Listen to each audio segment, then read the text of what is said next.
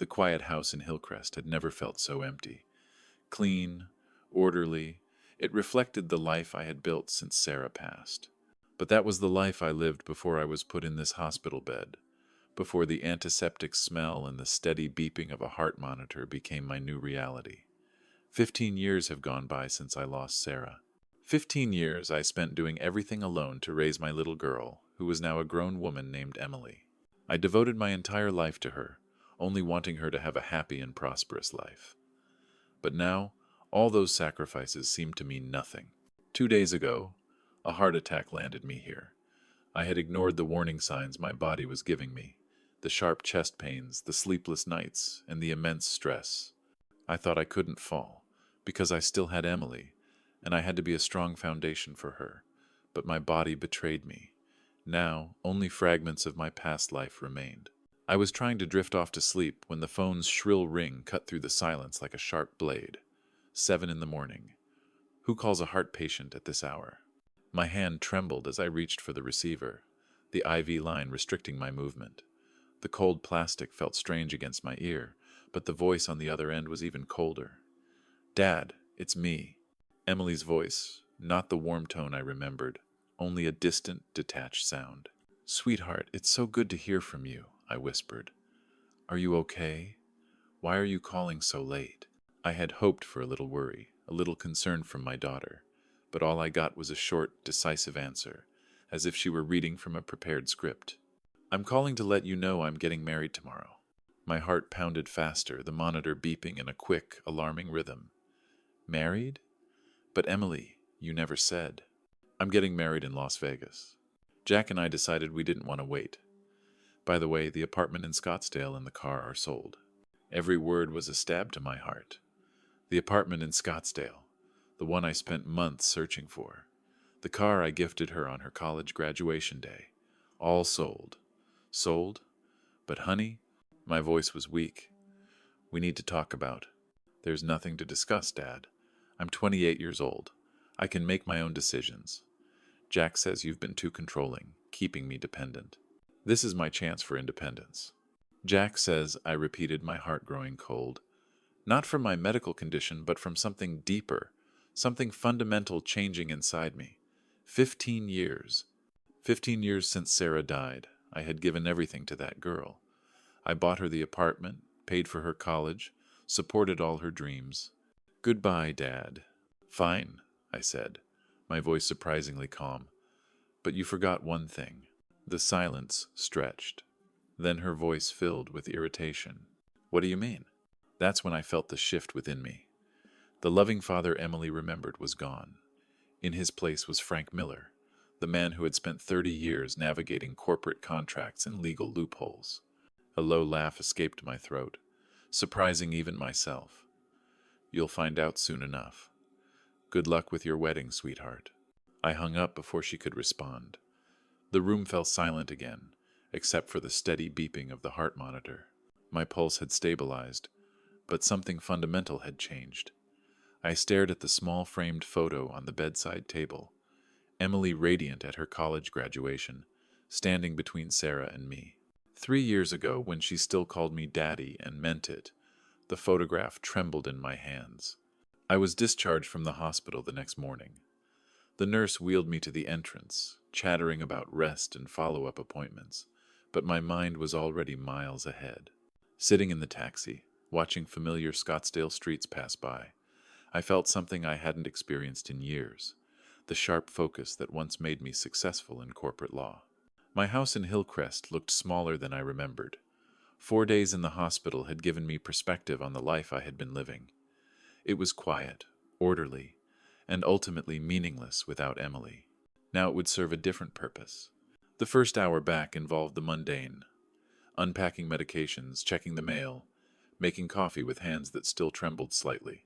But by noon, I had cleared the dining room table and spread out 15 years of legal documents like evidence in a case. The apartment purchase papers told the story clearly. Emily Miller was listed as the beneficiary, but the property ownership remained in the Dale Rivera Family Trust. She had no legal right to sell anything. Jack had convinced her to commit fraud, possibly without her realizing it. I searched through a drawer, and pulled out an old phone. This was the phone I used to contact a few old colleagues I trusted implicitly. I dialed a number I had memorized decades ago. Ben Carter. Investigations. Ben, it's Frank Miller. I need a complete background check on someone. This is personal, but I'm prepared for whatever it costs.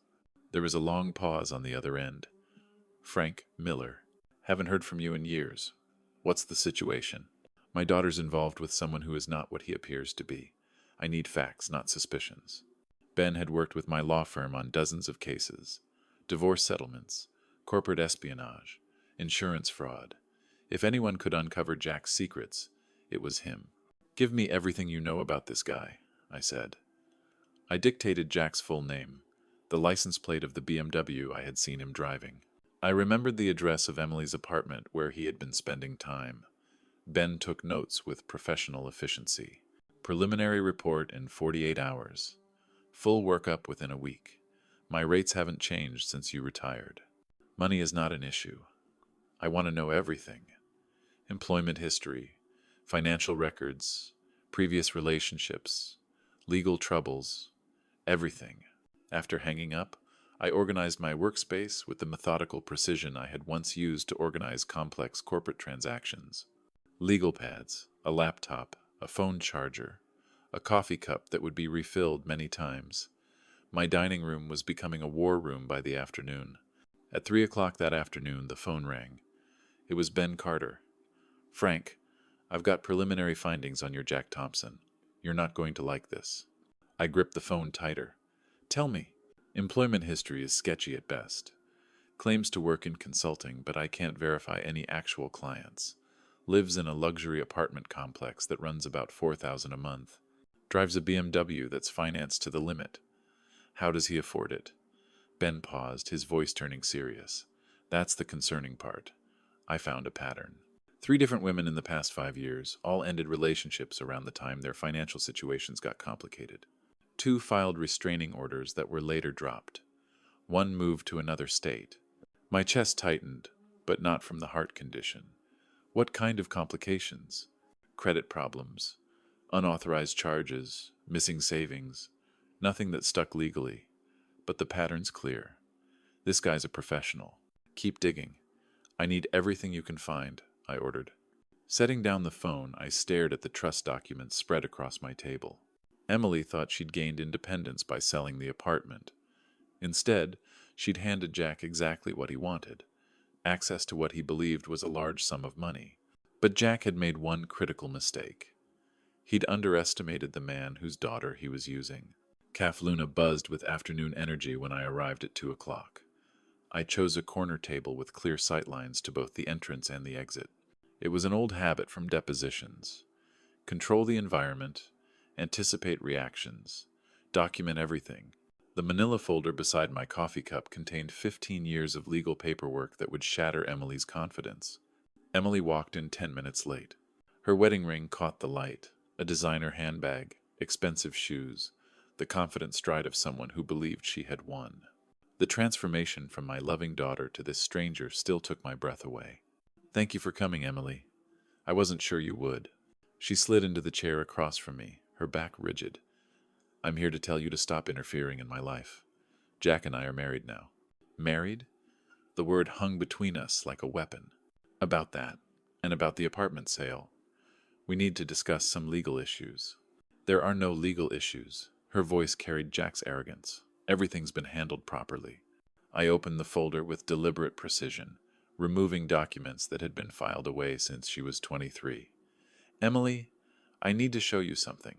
These are the original papers from when I bought your apartment. I don't care about old paperwork. I sold it. It's done. Look at the ownership structure. I turned the deed toward her, my finger pointing to the specific language.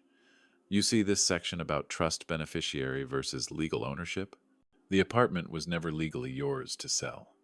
It's held in the Dale Rivera Family Trust, with me as the trustee and you as the beneficiary. You can live there, but you cannot sell it without my written consent. The color drained from her face. That's impossible. I have the deed. You have a beneficiary document, not an ownership deed. There's a significant legal difference here. The The sale you completed was legally void. Emily's confident mask shattered completely. Her hands trembled as I pulled out additional paperwork, trust establishment documents, legal correspondence, and title insurance policies. You're lying. Jack checked all the paperwork. Jack isn't a lawyer. He wouldn't recognize trust structures or understand property law. This arrangement is completely legal and fairly common in estate planning. I established this structure to protect your interests, not to control you. This can't be right. Emily's voice cracked. I signed papers. Money changed hands. What are you doing? The buyers will discover the title defect within weeks. Their lawyers will demand their money back. The escrow company will reverse the transaction. I created this trust to protect your interests, my dear. But you trusted a stranger without ever consulting me. Emily's phone buzzed. Her face went pale as she looked at the screen. Probably Jack wondering about our meeting. Jack says you've been manipulating me my whole life. Jack says many things. I began to carefully gather the papers. Has he shown you documentation of his consulting business, client contracts, or tax returns? That's none of your business. Everything about Jack Thompson is my business now. My calm mask slipped just enough to let her see the fury underneath. You gave a stranger access to what he believed was $500,000 in real estate equity. He's a professional con artist. He's my husband. He's a fraud investigator's dream case. But you'll figure that out soon enough. I closed the folder. Emily stood up abruptly, her chair scraping against the floor. I won't let you destroy my marriage. I don't need to destroy anything, sweetheart. Jack's already doing that himself. She turned to leave, but then stopped and looked back at me, her voice full of helplessness. What happens now? Now you go home and tell your husband that his payday just evaporated. Then we'll see what kind of man you really married. The next morning, I sat in my dining room, turning it into a literal war room. The trust documents were in chronological order. The property records were cross-referenced. The history of communications with Emily was documented and dated. 30 years of legal practice had taught me that preparation wins battles, not passion. The phone rang at 10:30. It was Ben Carter, my detective. Frank, I've got more on your Jack Thompson. You're going to want to sit down for this. I sat down. I'm listening. The pattern is worse than I initially reported. 5 women over 8 years, not 3. 2 restraining orders. 3 civil suits settled quietly. 1 bankruptcy filing that mysteriously disappeared. This guy's a professional. What kind of professional? The kind who researches targets carefully. Older women, recent widows, financially comfortable but emotionally vulnerable. He's got a playbook. I made notes methodically. Current financial status? Underwater on everything. The BMW lease is about to default. The apartment rent is 3 months behind. Credit cards are maxed. He needed Emily's apartment money desperately. Needed, as in past tense? He needed it in the past. Jack's about to discover his payday has evaporated. After getting the information from Ben, I decided to act immediately. Instead of a direct confrontation, I needed more proof and, more importantly, human witnesses. I had the names of 2 women Ben had found in Jack's past, Lisa Jones and Carol Evans. It was a difficult decision to contact these women Jack had conned, because I knew that bringing up those memories would cause them great pain. Lisa Jones was the first person I called. She was a successful financial advisor who had lost a significant amount of money to Jack. Her voice was shaky but resolute as I told her my story. I've been waiting 3 years for someone to ask about Jack Thompson. I want him stopped. Tell me exactly how he operated. Every detail matters.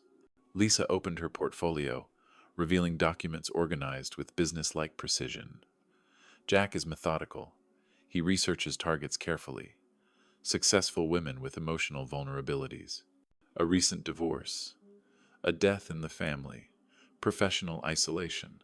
He told me his ex-wife had destroyed him financially, which made me feel like I was rescuing him with my love and stability.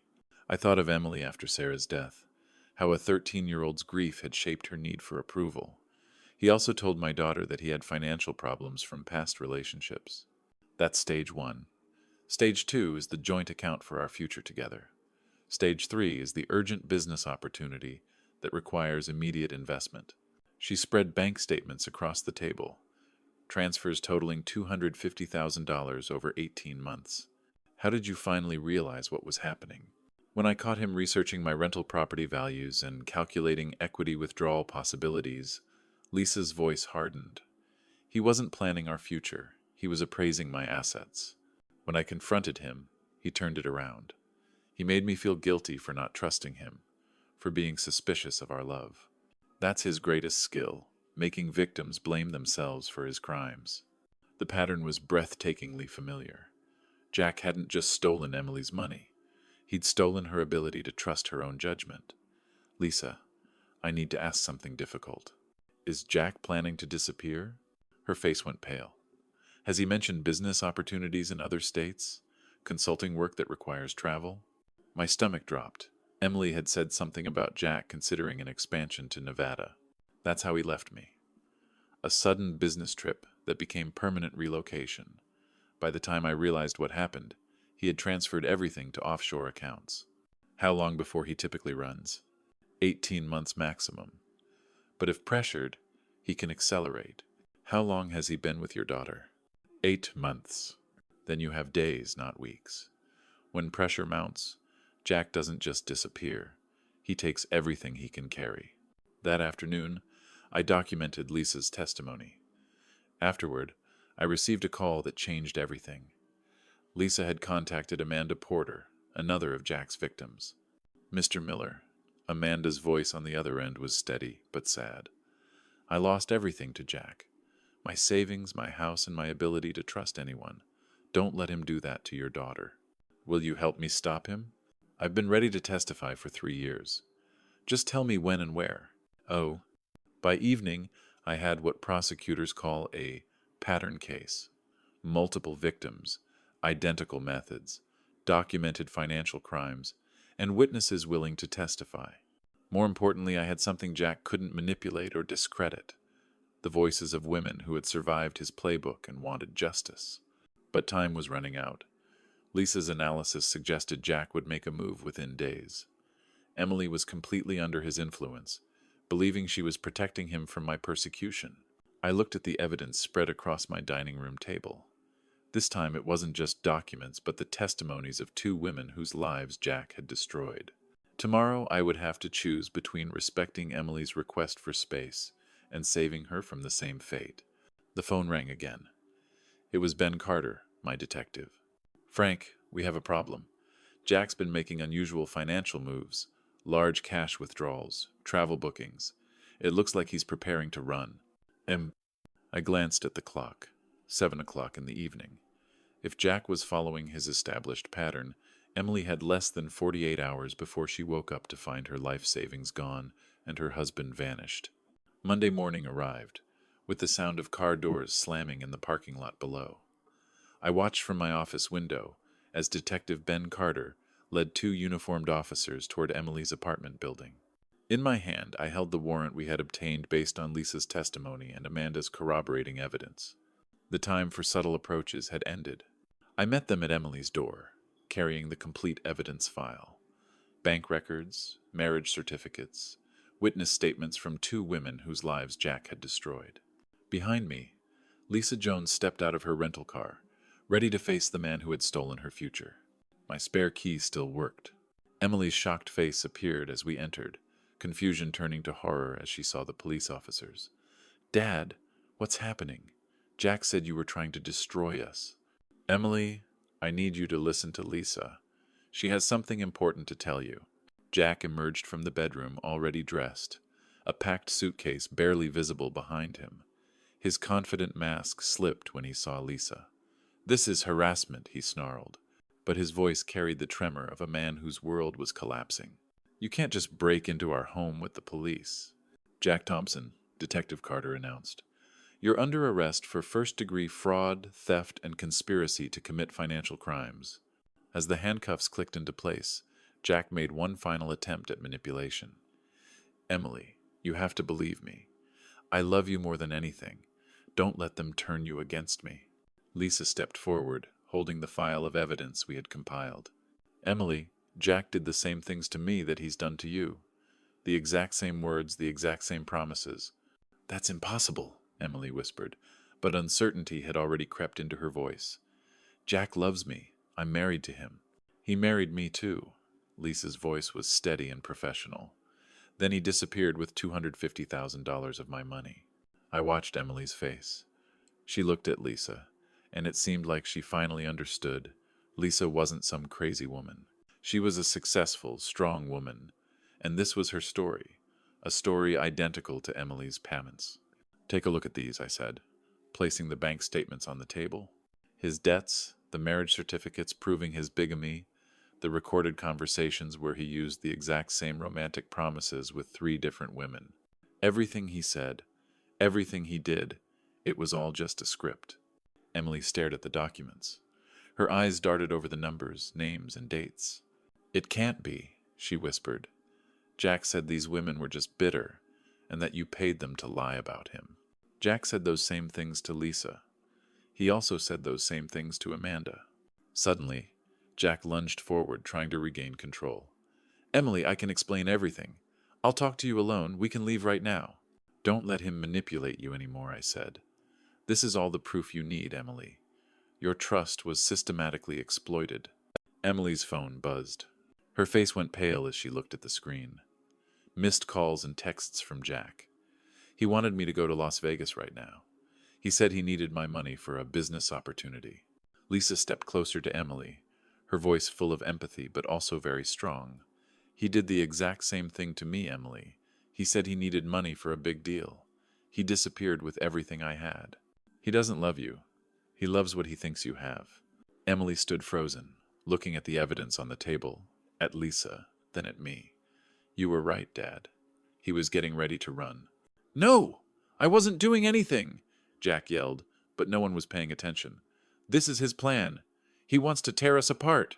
But Emily wasn't listening to him anymore. The police handcuffed Jack and led him out of the apartment. He kept shouting accusations against me, but his audience was gone. 2 days after Las Vegas, my phone rang at 10 in the morning. Emily's name was on the screen. It was the first time she had called me since the confrontation at the chapel. Dad. Her voice was small and uncertain. I owe you an apology. I put my coffee down, giving her my complete attention. Emily, you don't owe me anything. I'm just glad you're safe. How did you know from the very beginning? How did you see through Jack when I couldn't? Experience, sweetheart. 30 years of reading people in depositions and a father's instinct to protect his daughter. The silence stretched, then a shaky breath. I feel so stupid. All those red flags I ignored because I wanted to believe he loved me. You're not stupid. Jack is a professional. His crime wasn't theft. His crime was making victims blame themselves for his expertise. After the confrontation at Emily's apartment, things moved quickly. Frank and Emily sat in her kitchen, surrounded by the evidence of Jack's crimes. Emily began her healing process, and Frank launched his legal campaign against Jack. That afternoon, I activated the most powerful weapon in my arsenal, my professional network. 3 decades of legal relationships, former colleagues who were now judges, partners in major firms, and prosecutors who owed me favors. Richard, I need Jack Thompson investigated from every possible angle. Business licenses, tax records, credit history, employment verification, everything. Frank, after seeing those documents you provided, we're already moving. The State Business Licensing Board opened an investigation. His so-called consulting work is a complete fabrication. No registered clients, no business address, no valid credentials. What about criminal charges? Building the case now. 3 victims are willing to testify. Documented financial fraud patterns. The district attorney's office is very interested. By evening, the systematic destruction of Jack Thompson was underway. Credit agencies received detailed fraud reports. Banking relationships were being scrutinized. Civil lawsuit preparations were being filed by Lisa's and Carol's attorneys. Meanwhile, Jack was becoming increasingly desperate. Emily showed me the texts, the voicemails, the escalating attempts to maintain control.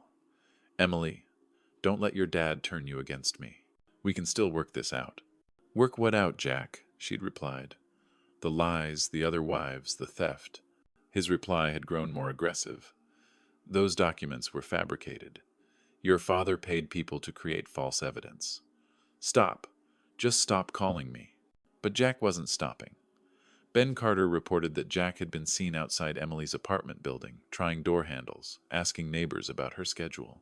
He's escalating, Ben warned during our evening call. Financial pressures are mounting.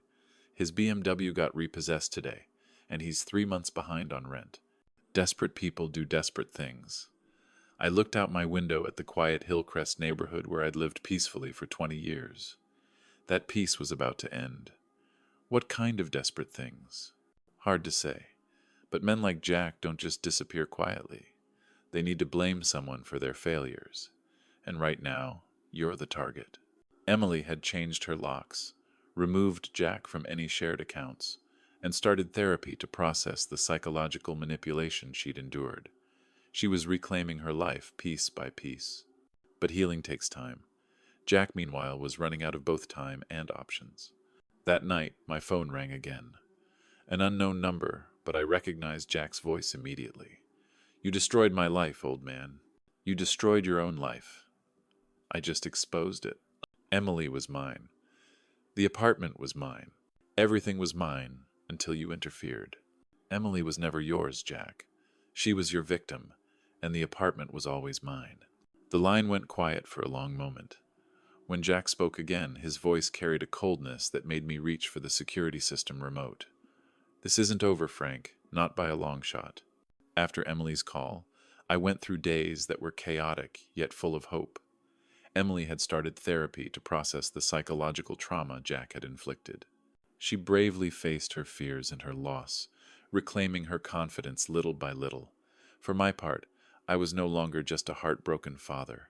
Instead, I became a lawyer with a single mission: to ensure Jack paid for his crimes. The case against Jack Thompson was built on a solid foundation. The testimonies of Lisa Jones and Carol Evans painted a clear picture of his systematic fraud. A wealth of financial evidence, from his debts to his suspicious transactions, had been gathered. My lawyers filed the civil lawsuits, and the prosecution was preparing the criminal charges. One evening, Emily called me. Her voice was no longer timid, but calm and strong. Dad, I feel like I've woken up from a long nightmare. I can't believe I let a stranger control me and turn me against you. You weren't controlled, my dear. You were manipulated by a professional. He took advantage of your trust and love. That is not your fault. You did all of this for me, didn't you? Yes, Emily. I did everything I could to protect you. My love for you never changed, even when you couldn't see it. The truth was out. Jack had been arrested and was facing justice. The money he had conned from his victims had been partially recovered. For me, the greatest victory wasn't seeing Jack behind bars, but seeing my daughter regain her peace and trust. Now, Emily and I had a second chance. We would rebuild our relationship, not with silent sacrifice, but with mutual understanding and trust. The wounds were still there, but we knew that we would heal them together. Dad, Emily said one afternoon, thank you for never giving up on me, even when I had given up on myself. I simply smiled and opened my arms. For me, that was all I needed. The house in Hillcrest was no longer empty. It was filled with love and reconciliation.